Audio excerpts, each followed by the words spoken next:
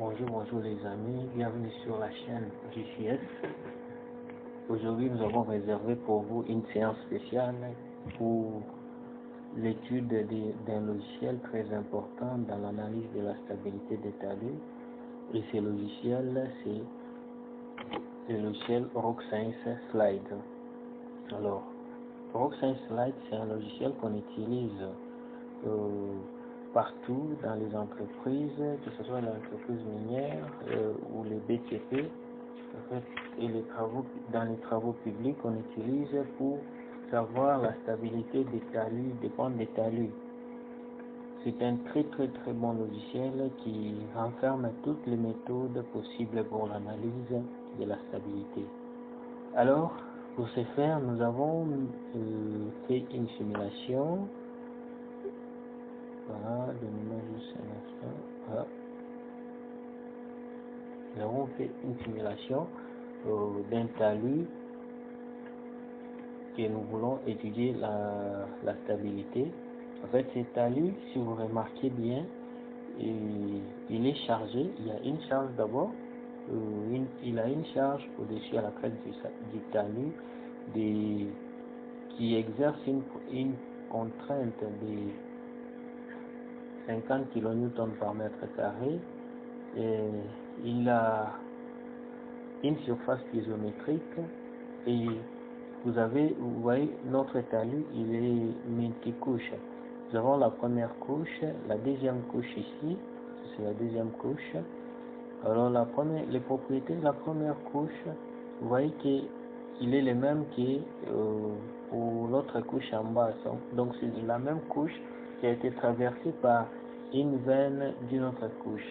Et quand nous regardons les propriétés de la deuxième couche ici, la couche qui traverse, elle a des propriétés comme l'angle de frottement interne 10 degrés. Nous avons le poids volumique 18,5 kN par mètre cube, la cohésion est de 0 et le coefficient de la hauteur isométrique est de 1. Alors je vais vous dire pourquoi, à quoi ça sert ces coefficients. Pour l'autre couche, nous avons l'angle de frottement interne qui est égal à 20 degrés. Nous avons le poids volumique qui est égal à 19 kN par mètre cube. Et nous avons la cohésion qui est égale à 28,5 kN par mètre carré. Si vous remarquez trop bien, la deuxième couche ici, elle n'a pas de cohésion. En fait, elle est friable. C'est une couche tendre qui n'a pas une cohésion, puisque vous voyez sa cohésion est de 0 kN par mètre carré, alors que ici nous avons une couche dure. La couche ici qui est en couleur, c'est orange. En cette couleur, donc cette couche ici, elle a une cohésion 28,5 kN par mètre cube. Alors, pour ne pas perdre trop de temps, nous allons partir dans le logiciel. Nous allons modéliser cette couche pour savoir est-ce que le talus ici, il est instable ou bien il est stable. Alors, pour ce faire, premièrement, quand vous ouvrez votre slide, il affiche comme ça, et ici c'est la surface sur laquelle nous allons modéliser, nous allons donner notre modèle ici.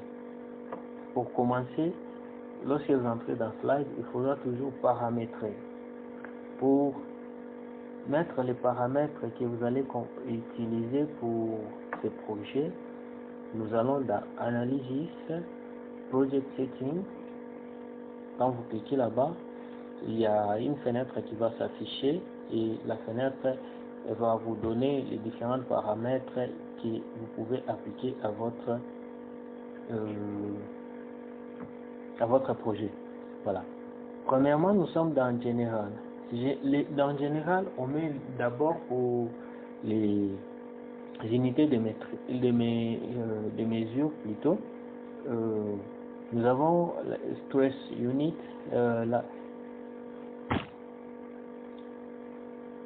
Stress Unit, c'est unité de mesure de déformation. l'unité de mesure des temps, days, ils ont mis c'est en jour. Alors vous pouvez choisir secondes, minutes, heures, mois, année. Bon, moi je laisse en jour. L'unité de mesure de la perméabilité, mètre par seconde, vous avez mètre par minute, mètre par heure, centimètre par mois, tout ça. Vous pouvez choisir, mais moi j'ai choisi de laisser comme ça. Alors, il y a ici Fire Direction. Fire Direction, c'est la direction des glissements. Est-ce que le glissement va de gauche vers la droite ou bien de droite vers la gauche? Chez nous, si vous avez bien vu, nous allons de droite vers la gauche. C'est de droite vers la gauche, d'où chez moi je veux mettre de droite vers la gauche. Si c'est de gauche vers la droite, vous voyez déjà ça va changer. Et matériaux, ici c'est le nombre de matériaux que vous pouvez mettre sur projet, le maximum. Vous pouvez ajouter, vous dire que moi j'ai 30 matériaux, ça n'engage que vous, mais c'est déjà suffisant pour moi. Il y a les supports, en fait les supports ce sont les ancrages. S'il y a instabilité, si vous voulez mettre des ancrages, combien des ancrages vous allez mettre au maximum? Je laisse par défaut 20. Alors, comme nous avons paramétré les unités et autres, nous allons partir dans Ground Water puisque sur notre terrain, il y a une surface piezométrique. Pour la méthode de calcul de Ground Water, de l'eau souterraine, je vais choisir Water Surface, la surface piezométrique pour les nappes libres. Et ici, on me propose quoi? Le poids volumique des fluides. Ici, on me propose, par défaut, c'est 9.810 kN par mètre cube. Je vais laisser, bon, il y a d'autres qui arrondissent directement à 10 kN, mais moi je laisse comme ça. Et ce qui va m'intéresser après, c'est les résumés en fait du projet. Dans les résumés, vous pouvez mettre les titres, l'analyse utilisée, l'auteur, l'entreprise, tout ça. Mais bon, moi, je mets des titres, je mets par exemple analyse de stabilité.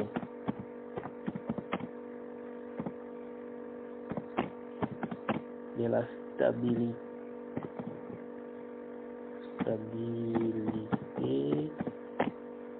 de la pente.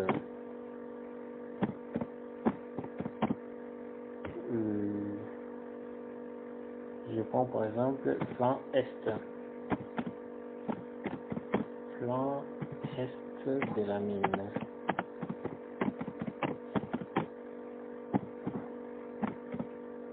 Voilà. Et ça, je prends comme titre et je clique sur OK. Lorsque vous avez fini de paramétrer, ce qui reste, c'est de quoi mettre les boundaries, les limites. Lorsque vous cliquez sur boundary, premièrement, il y a Add External Boundary. Donc, ajouter les limites extérieures. Alors, quand vous avez déjà mis vos limites et vous avez déjà cliqué là-bas, directement votre curseur va changer, il sera une croix. Et vous allez voir ici, la case ici pour mettre les paramètres, elle va s'afficher en bleu. Alors là, vous avez les choix, vous pouvez les créer, dessiner manuellement, mais pour des précisions, c'est mieux de mettre les coordonnées. Comme pour ces projets, première coordonnée, c'est, nous avons 5 pour mettre quoi? Pour introduire les coordonnées, en fait, il y a les abscisses et les ordonnées. La coordonnée que vous allez mettre à la première, ça sera l'abscisse et l'autre l'ordonnée. Chez moi, ça sera 5. Premier point, c'est 5 et 0. Je mets 5 et espace 0, je clique sur OK. Voilà, j'ai mon premier point. Mon deuxième point, ça sera 100 espace 0. Voilà. Mon troisième point, c'est 100 espace 34. Mon quatrième point, ça sera 100 espace 36. L'autre point, ça sera 100 espace 40. Et le point suivant, ça sera 67 40. Voilà, 67 40. Le point suivant, ça sera 43 28. 43 espace 28. L'autre sera 5 28. 5 espace 28. Voilà. Les points suivants, ça sera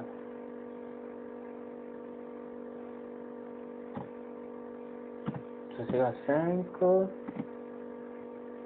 espace 18. Le point suivant, ça sera 5 espace 16. 5 espace 16. Voilà, et voici, on a modélisé mon premier, on a modélisé ma couche, mon talus. Alors, après ça, nous devons ajouter les limites intérieures. Pour les limites intérieures, qu'est-ce qu'on fait? On prend, comme ici j'avais déjà mis les points, nous avons déjà introduit les points pour le premier pour les couches. Voilà le premier point, le deuxième point de la couche. Ici aussi, il y a des limites ici. Qu'est-ce qu'on fait? Nous allons toujours dans Boundary. Cette fois-ci, nous allons choisir Add Material Boundary. En fait, c'est ajouter les limites des matériaux intérieurs. En cliquant OK. Sur le premier point, nous allons sur le deuxième. Voilà. Et l'autre, nous cliquons comme ça. Nous montons. Et nous faisons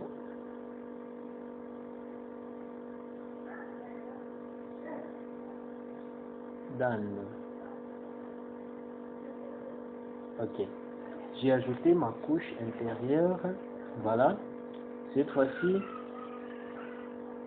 j'ai deux couches, mais qui ont la même propriété. Si vous regardez, il y a le poids volumique qui est par défaut qui est égal à 20 kN par mètre cube. Les sauf type de contraintes, c'est nous utilisons la théorème de Moore-Coulomb, la cohésion 1 kPa, l'angle de flottement et le coefficient qui est égal à 0, donc c'est-à-dire que nous n'avons pas le RI value ici, qui signifie que nous n'avons pas encore les conditions hydrostatiques. Voilà. Qu'est-ce qu'on va faire? Je vais ajouter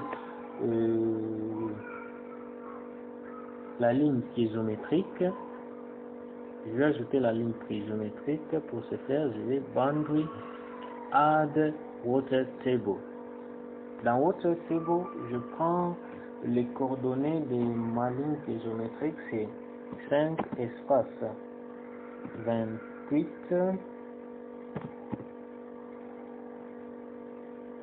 J'ai 43 28, aussi 43 espace 28 comme deuxième point, et troisième point j'ai 49 espace 30, et l'autre j'ai 60 espace 34, l'autre j'ai 66 espace 36. Le suivant, j'ai 72 et 74 plutôt, 74 espace 38.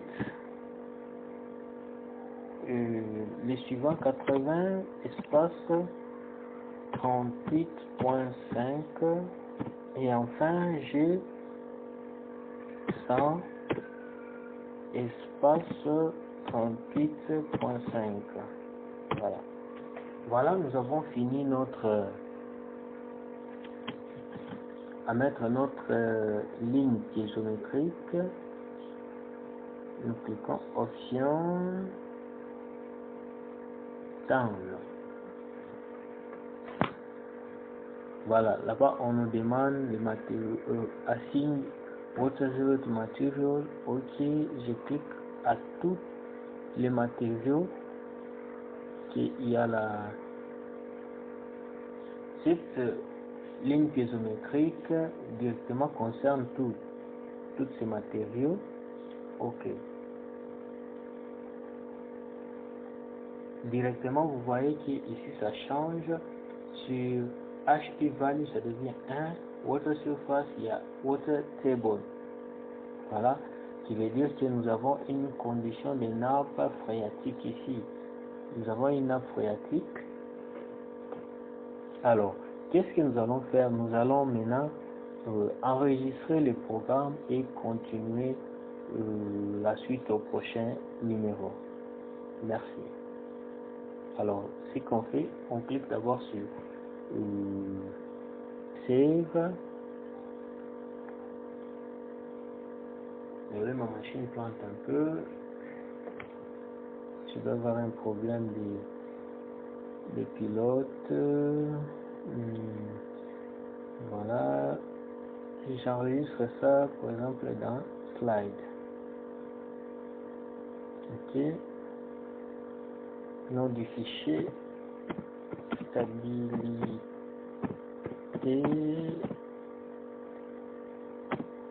de la pente, plan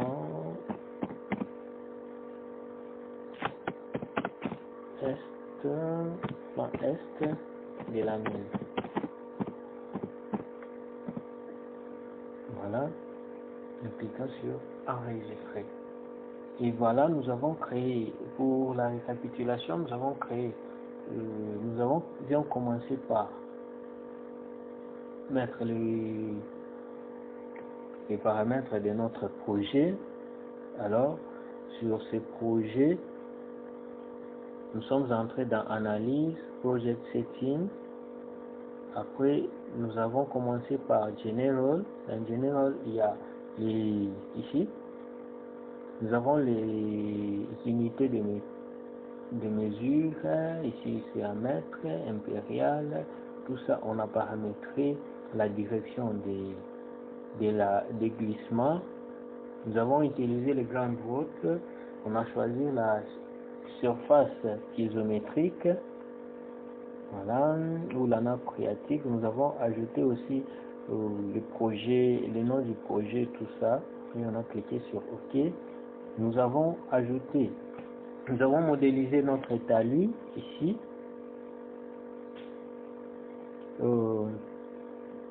En allant dans Boundary, nous avons cliqué sur Add External Material et directement notre curseur a changé. Et nous avons entré les données ici. En faisant, on met l'abscisse, espace l'ordonnée, directement ça clique, ça met les points et jusqu'à ce qu'on a formé ça. Mais quand même, vous pouvez le faire manuellement en cliquant sur le mot ici, sur l'espace. Par exemple, je clique ici et là et là-bas et je monte tout ça comme ça et j'ai fait une forme d'étalue comme ça et ça va se faire. Et après, nous avions ajouté la surface piézométrique en allant toujours dans Boundary, Add Table, Add Water Table. Et voilà la surface de la nappe phréatique, elle est là. Prochainement, nous allons parler de l'ajout. Nous allons ajouter au fait les contraintes au-dessus. Nous allons mettre les paramètres de chaque couche nous allons assigner ces paramètres-là à chaque couche et nous allons aussi définir la zone où ils vont rechercher les glissements en fait, là où ils vont chercher les glissements, tout ça, et nous allons mettre l'interprète pour savoir est-ce que notre matériau est instable ou il est stable. Merci, au revoir et la suite au prochain numéro.